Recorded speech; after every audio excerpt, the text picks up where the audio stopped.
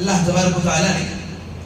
سورۃ التوبہ کی آیت نمبر 60 کے اندر اللہ تعالیٰ نے کہا انما الصدقات للفقراء والمساکین والعاملین علیہا والمؤلفة قلوبهم وفي الرقاب والغارمین وفي سبیل اللہ وابن السبیل فریضۃ من اللہ واللہ علیم حکیم. اللہ تعالیٰ نے یہاں پر زکوٰۃ کے مستحقین کا ذکر کیا ہے. یہ سورۃ التوبہ کی آیت نمبر 60 ہے کہ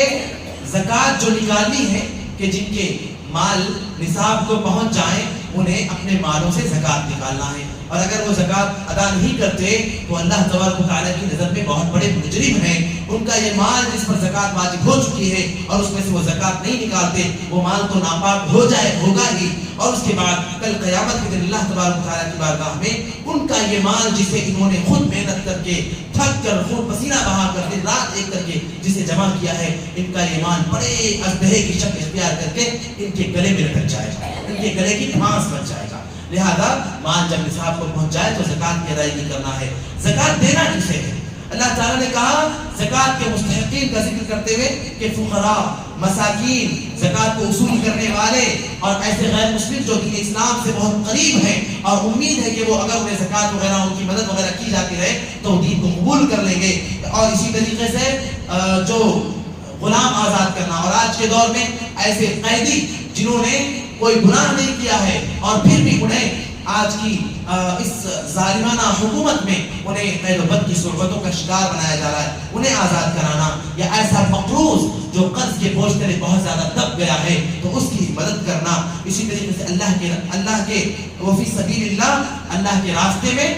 اور اس کی وضاحت میں کرتا ہوں انشاءاللہ اللہ کے راستے میں، جس کو واضح مفہوم جہاد دیا گیا ہے، لیکن اس کی اور بھی تفصیلات ہیں. وہ ابن السبیل اور مسافر. تو سب سے پہلے اللہ تعالیٰ نے کہا فقراء اور مساکین. فقراء اور مساکین دونوں میں فرق ہے. ایک وہ ہوتے ہیں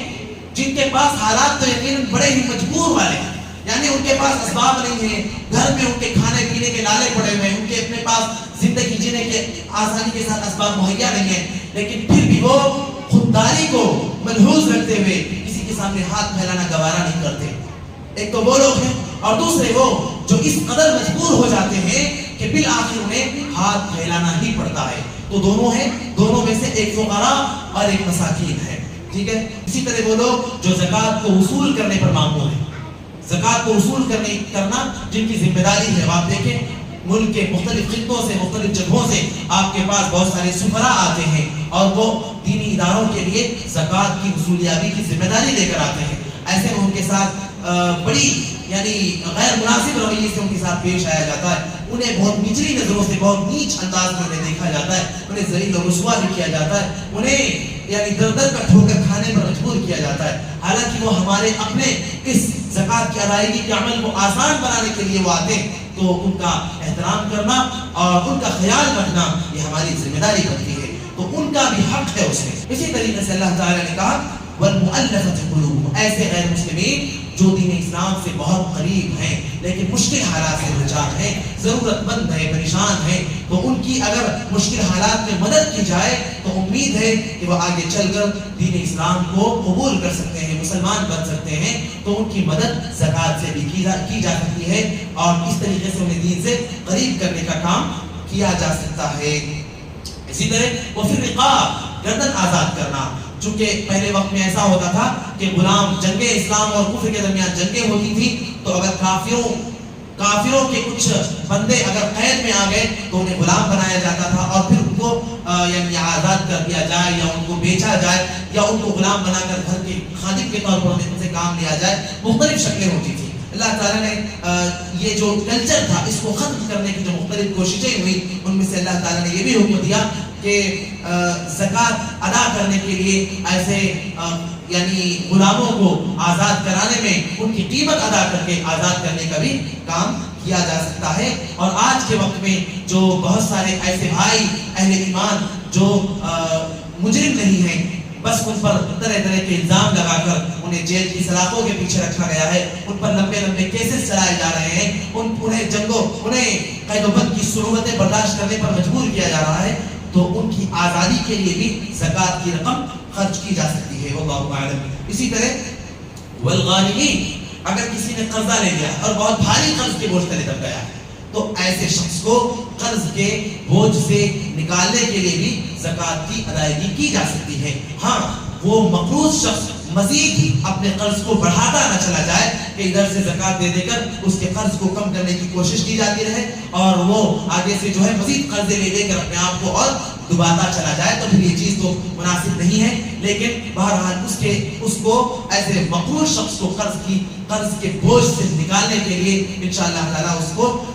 زکوٰۃ دی جا سکتی ہے تاکہ وہ اس بوجھ طرح سے نکل سکے۔ اسی طرح اللہ تعالیٰ نے کہا وفی سبیل اللہ، اور اللہ کے راہ میں، تو اس کا ایک واضح سا مفہوم تو یہ ہے کہ اگر جہاد کا موقع آئے تو جہاد میں خرچ کرنے کے لیے زکوٰۃ ادا کی جا سکتی ہے، اور اس کے مختلف مفہوم بیان کیے گئے، جیسے آج کے وقت میں مدارس اسلامیہ جو دین اسلام کے قلعے ہیں، جو دین کے تحفظ کا ذریعہ بنے ہوئے ہیں، جو اس دنیا کے اندر اعلاء کلمت اللہ کی ذمہ داری ادا کر رہے ہیں، ان مدارس کے خلاف نہ جانے کتنی سازشیں ہو رہی ہیں، انہیں مٹانے، انہیں ختم کرنے کی کوششیں ہو رہی ہیں، اور ایسے میں اگر ان مدارس کو زکوٰۃ کم سے کم اپنے عمومی تعاون اور صدقات سے مضبوط نہیں کر سکتے تو کم از کم ہم اپنی زکوٰۃ دے کر ان اداروں کو مضبوط کرنے کا کام کر سکتے ہیں۔ اسی طریقے سے وہ اپنی سبیل آخری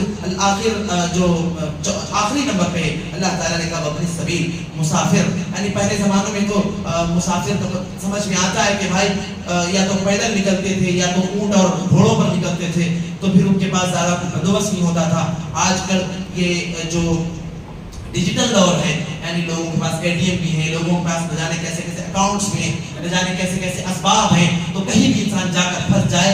لیکن امکانات ہو جائے کہ وہاں سے وہ اپنے گھر والوں کو رابطہ کر کے نکل سکے۔ لیکن پھر بھی چونکہ اللہ تبارک و تعالیٰ کو حقیقت حال سے واقفیت ہے، اللہ تعالیٰ جانتا ہے معاملات کیا ہیں، اس لیے اللہ تعالیٰ نے مسافر کو بھی زکوٰۃ دینے کی اجازت دی ہے کہ کیا پتا کون ایسی حالت میں پہنچ جائے کہ اس کے پاس سارے ہی اسباب ختم ہو جائیں، یعنی اس کو اپنا سفر آگے طے کرنے کے لیے یا اسی طریقے سے اپنے سفر کے اسباب مہیا کرنے کے لیے اس کے پاس سارے اسباب ختم ہو جائیں، وہ اپنے اہل خانہ سے رابطہ بھی نہ کر سکے، کوئی روابط بھی نہ، سارے روابط منقطع ہو جائیں، تو ایسے میں وہ اس کی مدد کی جا سکتی زکوٰۃ کے ذریعے سے۔ یہ زکوٰۃ کے مستحقین ہیں جن کی آرتھک تعداد، جن کی